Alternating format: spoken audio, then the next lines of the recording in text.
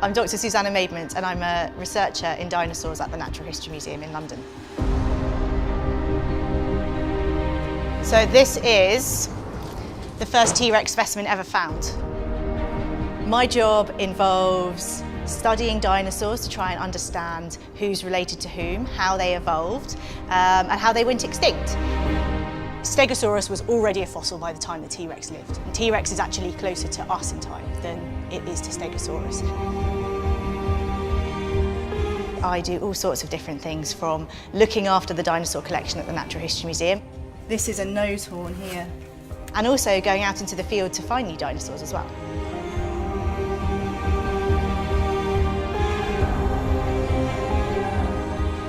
The one thing that I would save at the Natural History Museum would be Sophie the Stegosaurus.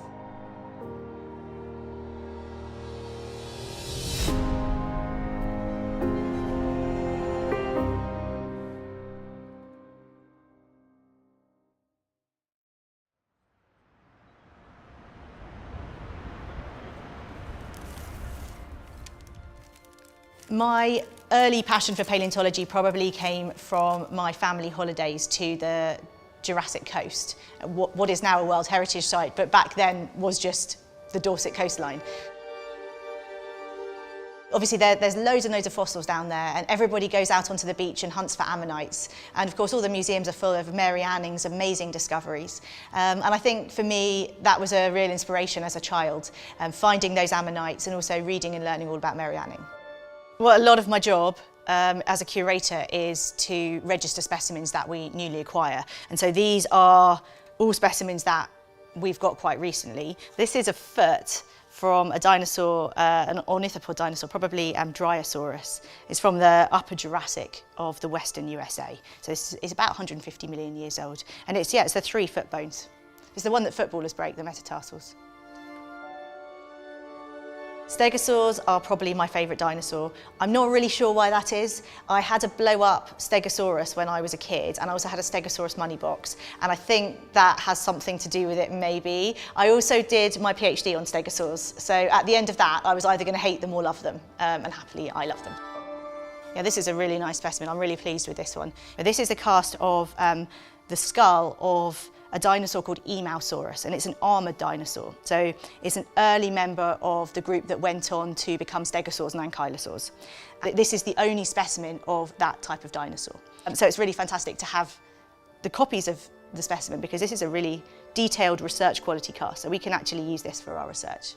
We have to document the diversity of life, what was out there, in order to be able to do anything else interesting. We have to understand how the animals were related to each other if we want to understand more broad questions about mode and tempo of evolution, how biodiversity changed through time. But actually, as paleontologists, they're the questions that we're much more interested in.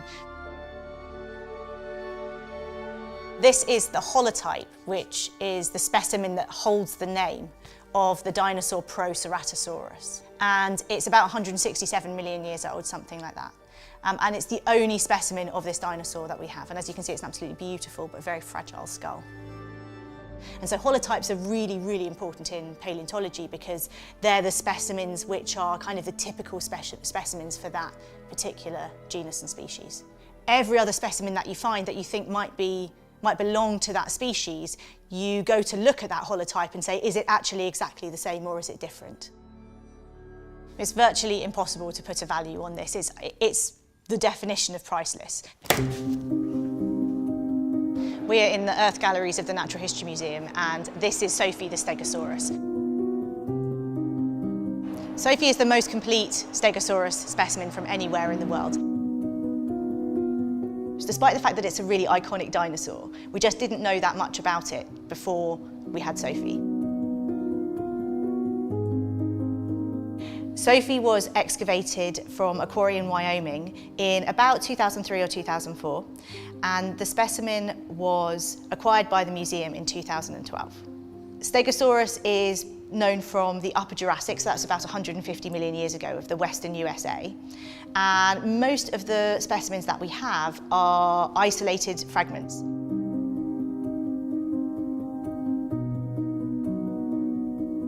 Sophie is such a complete specimen. There are in fact only 2 specimens that come close to Sophie in completeness, and those are both called roadkill specimens. And that's because they're essentially completely flat. They look like they were run over by a bulldozer. And this is really difficult for us to study them because all the bones are kind of mushed together, so you can't see the boundaries of the individual bones. Now Sophie, in contrast, is preserved in 3 dimensions. All the bones were in the right position in the ground, so we could see how all the bones fitted together. All of these bones are the real bones that are on display, with the exception of the skull, which we have in the dinosaur collection behind the scenes.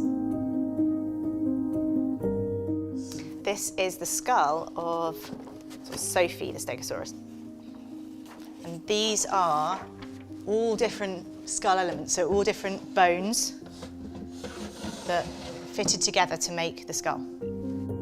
All of the skull bones are separate, and that's really, really important for us because it allows us to study all of those individual bones and understand how the dinosaur evolved and whom it's most closely related to in much more detail. So this is actually 2 of the lower jaw bones. It's quite fragile, this bit, so I've got to be really careful picking it up. But you can see that these are 2 lower jaw bones that are stuck together, but are not quite in position. So if I turn it around very gently, you can see that we've got one of the jaw bones here that sort of should have been sitting in that slot there. So having all of the bones isolated really, really helps us to get a better picture of the skull and understand much more about it. And this is pretty much the only Stegosaurus skull in the world that is disassociated like this, so it's really exciting. Before we had Sophie, we didn't know how many plates there were in the back of Stegosaurus. We didn't know even how many bones there were in its backbone. So having Sophie has allowed us to understand way more about Stegosaurus than we knew before. This specimen is such a striking specimen when you walk in the door that's right here. You know, it's the first thing you see. It's such a kind of emotive pose. It's very dynamic. It looks like, you know, the specimen's moving. It's lit up beautifully, and you know, I'm really proud. I'm really proud. This is my baby. This is my specimen, and you know, I love the fact that it's the first thing that our visitors see when they walk through the front door.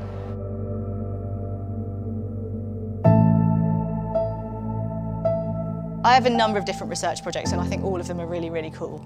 But Morocco is a really exciting area for me right now because we have a site in the Middle Atlas Mountains, which dinosaurs have been known from for a long time, but not the sorts of dinosaurs that we're finding there. Last year we found the earliest stegosaur, and the first stegosaur from North Africa from the site. There's lots of anatomical similarities between all the different stegosaurs, and our specimen, our new stegosaur, which is called Adraticlet, shares those sorts of features with Sophie. And that's what allowed us to recognise it as a stegosaur in the first place. And we've got some new fossils coming out that are really enigmatic and I think are going to change our understanding of quite a lot of different things. During the Mesozoic, for 170 million years, dinosaurs completely dominated terrestrial ecosystems. Every animal larger than a metre in size that lived on land was a dinosaur during that time period. The potential for animals in the fossil records that we haven't yet found is huge. I mean, we definitely haven't found everything that there is to find.